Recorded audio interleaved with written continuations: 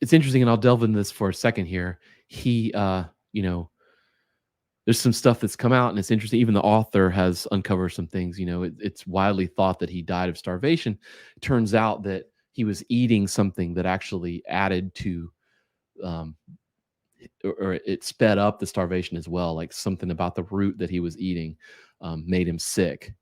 So there's some things, if you ancillarily know about the story a little bit, you'll either hear things like he was poisoned or he died of starvation, and both are kind of true because the root he was eating was slowly kind of poisoning to the point where he couldn't eat. So not only was he, didn't really have enough food, and he ultimately probably would have starved had he stayed there.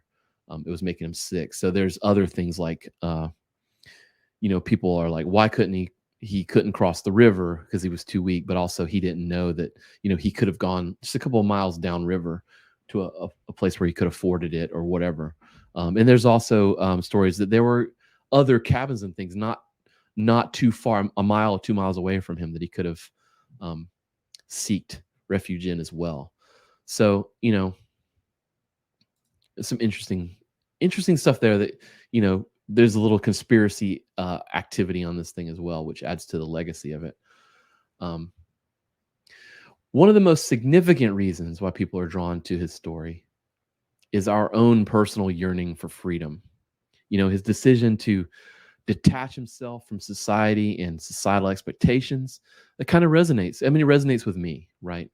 Sometimes you feel this trap of your job, your modern life, the grind that you go through every day, and his willingness to just sort of abandon that and go on this grand adventure.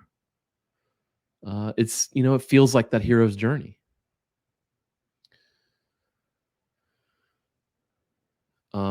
His belief in the transformative power of the wilderness, it mirrors my own sentiments, right? My own inspiration. I love to go outside. I love to go hiking. I love to be out. I love to camp.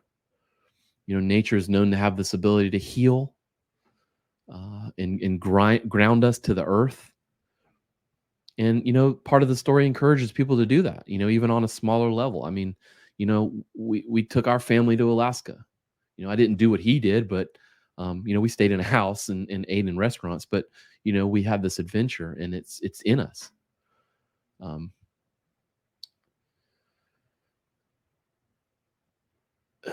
you know, his story prompts me to think about my own life and my own pursuit of happiness.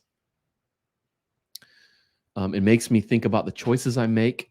You know, um, am I living with purpose? And when I make these choices, um, and it reminds me, that life is a balance between seeking that fulfillment. Like rejecting the things that I can't handle in terms of that, that grind or whatever. And then, but accepting the reality that I live in, accepting the fact that I do have to go to work, that I do have responsibilities, right? And it grounds me back there too.